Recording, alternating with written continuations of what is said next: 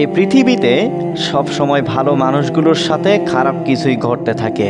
এই পৃথিবীতে সব সময় ভালো মানুষগুলোর সাথে খারাপ কিছুই ঘটতে থাকে। কি এই লাইনটা শোনা শোনা লাগছে? শুনেছো কখনো? হ্যাঁ, হয়তোবা তুমি শুনেছো, হয়তোবা তোমাকে শোনানো হয়েছে। কেউ কখনো না কখনো, কোনো না কোনোভাবে, কোনো না কোনো সময়ে তোমার কানে এই শব্দ, এই লাইনটা প্রবেশ করানোর চেষ্টা করেছে। আচ্ছা, তোমার কি মনে হয় এটা কতটা সত্য? না, প্রশ্ন তুমি আমাকে করতে পারো, তবে আমার উত্তর একটু ভিন্ন। এখানে সত্যতা আছে, অবশ্যই এখানে সত্যতা আছে, কিন্তু এটা সম্পূর্ণরূপে সত্য নয়। এই যে আমরা বলছি এই পৃথিবীতে সব সময় ভালো মানুষের জীবনে খারাপ কিছুই ঘটতে থাকে, না, সব সময় নয়। জীবনের কিছু সময় সত্যি এমনটা হয়ে থাকে, যারা ভালো মানুষ তাদের সাথে খারাপ কিছুই ঘটে, কিন্তু এমনটা তো হওয়া উচিত নয়। তোমার কি মনে হয় এমনটা কি হওয়া উচিত? ভালো মানুষের সাথে কেন খারাপ কিছু ঘটবে? ভালো মানুষের সাথে তো ভালো কিছু হওয়া উচিত, আর খারাপ মানুষের সাথে খারাপ কিছুই তো হওয়া উচিত। আর এই চিন্তা ভাবনাগুলো আমাদের মনে কিছু প্রশ্নের জন্ম দেয়।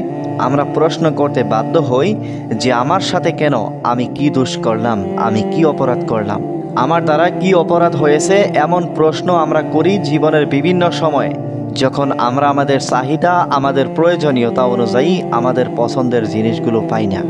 না, এই অভিযোগ শুধুমাত্র তোমার নয়। আমিও আমার জীবনে অতীতে এমন অনেক অভিযোগ করেছি, অনেকবার বলেছি উপরওয়ালাকে, আমার সাথে কেন, আমি কেন, আমার জীবনেই কেন, আমি কি অপরাধ করলাম, আমার দ্বারা কি এমন ভুল হয়ে গিয়েছে।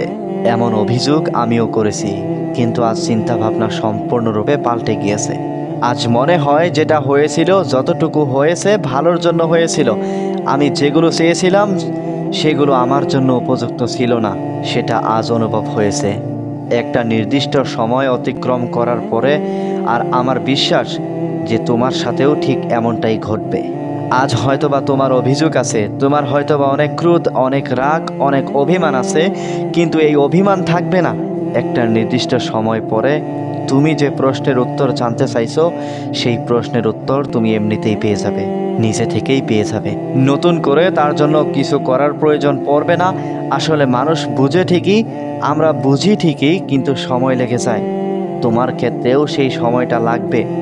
আমরা বলি না যে ভালো মানুষের জীবনে খারাপ কিছু কেন ঘটে, আসলে আমরা এটা ভুলে যাই যে ভালো মানুষের সকল সিদ্ধান্ত যে ভালো হবে বিষয়টা এমন নয়।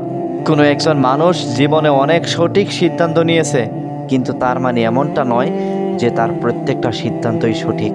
আমরা যেগুলো চাইছি সেগুলো আমাদের জন্য উপযুক্ত নাও হতে পারে, বা এমনটাও হতে পারে যে আমরা ফুল চাইছি আর উপরওয়ালা আমাদের জন্য সম্পূর্ণ বাগান সাজিয়ে রেখেছেন। তিনি তোমাকে ফুল দিতে চান না, আর তুমি সেই ফুলের পিছনে পড়ে আছো বাগান ছেড়ে, যেখানে তোমার কাছে হাজারো অপশন থাকবে, হাজারো সুযোগ থাকবে, হাজারো সুবিধা থাকবে। এমনভাবে ভেবে দেখো, প্রশ্নের উত্তর তুমি এমনিতেই পাবে। অভিযোগ করার পরিবর্তে শুকরিয়া জানাতে হয়তোবা বাধ্য হবে। মানুষ ভুল করে, আমরা ভুল করি, আমরা ভুল করতে অভ্যস্ত। আমরা অতীতেও অনেক ভুল করেছি, এখনও করছি, আর হয়তোবা আগামীতেও করব। এমন হাজারো ভুল যেটাকে আমরা সঠিক মনে করছি বা মনে করি। আজ তুমি নিজের জন্য যেটাকে উপযুক্ত ভাবছো সেটা উপযুক্ত নাও হতে পারে। এমনটা কি হয় না? হয়, অবশ্যই হয়। এই অনুভব তোমার একটা নির্দিষ্ট সময় পরে হবে। একবার মনে করে দেখো, জীবনের অনেক পর্যায়ে, অনেক সময়ে আমরা নিজেরাই ভুল প্রমাণিত হয়েছি। যদি এমনটা না হতো তাহলে পৃথিবীর কোনো মানুষ কি ধোঁকা খেত? যদি এমনটা না হতো তাহলে পৃথিবীর কোনো মানুষ কি প্রতারণার শিকার হতো? মানুষ ভুল করে। যেটা তুমি চাইছো সেটা যে তোমার জন্য উপযুক্ত, এর গ্যারান্টি তুমি 100% কিভাবে দিতে পারো? যতটা তুমি পেতে চাও, তুমি যে তার থেকে বেশি পাওয়ার যোগ্য নও, এ তথ্য তোমাকে কে দিয়েছে?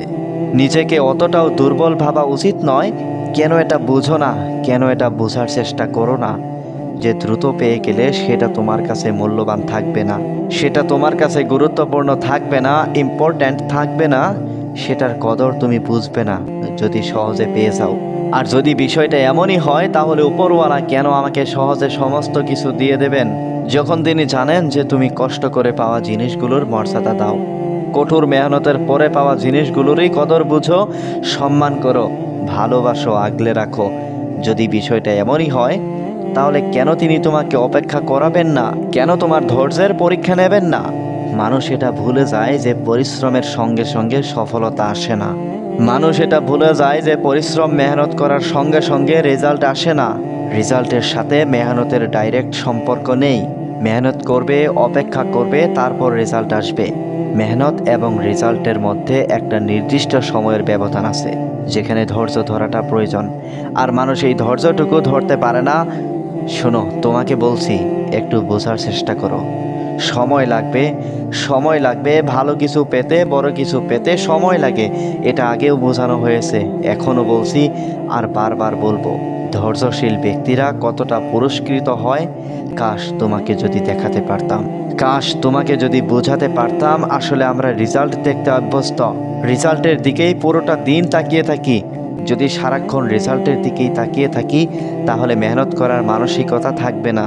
কারণ রেজাল্ট আসতে সময় লাগে, চাইলে পেয়ে যাব, বিষয়টা এমন নয়। একটু বোঝার চেষ্টা করো। মানুষের জীবনের চাহিদার শেষ নেই। এমনটা নয় যে আমরা একটা পেয়ে সন্তুষ্ট হয়ে যাব, এমনটা নয়। উপরওয়ালা এটা ভালোই জানেন যে মানুষের মন জয় করা কত কঠিন। আমরা মানুষ হয়ে অন্য মানুষের মন জয় করার চেষ্টা করি, কিন্তু উপরওয়ালা নিজেও জানেন যে আমি এর পৃথিবীর সকল মানুষের মন রাখতে পারবো না। উপরওয়ালা জানেন যে আমি সমস্ত কিছু দিয়ে দিলেও এক শ্রেণীর মানুষ কখনো অভিযোগ করতে ছাড়বে না। অনুরোধ করব, অভিযোগ করো না।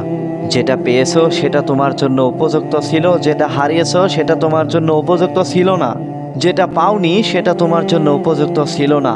আর যদি সত্যি উপযুক্ত হয়ে থাকে তাহলে পাবে, একটা নির্দিষ্ট সময় পরে পাবে। অপেক্ষা করো, ধৈর্য ধরো। ধৈর্য ধরে দেখো, শেষ হাসিটা তুমি হাসবে। যে মানুষটার সাথে তুলনা করে তুমি নিজেকে কষ্ট দিচ্ছ, নিজে কষ্ট পাচ্ছ, সেই মানুষটার রেজাল্টের দিকে দেখছো, কিন্তু মেহনতের দিকে কেন দেখছো না? আমরা মানুষের রেজাল্টের দিকে তাকাই যে মানুষটা কত সহজে কত কিছু পেয়ে গিয়েছে, মানুষটার জীবনটা কত সুন্দর।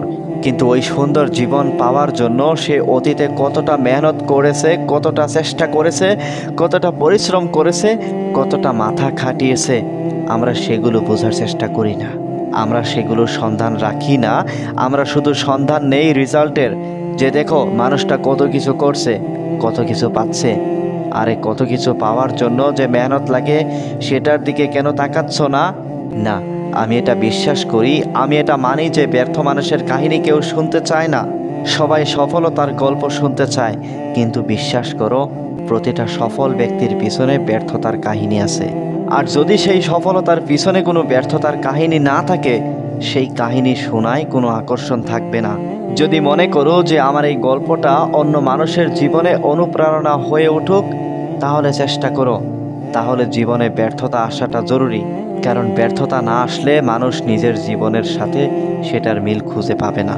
প্রতিটা সফল ব্যক্তির সফলতা যত বেশি, যত বড়, ব্যর্থতাও তত বড়, তত বেশি।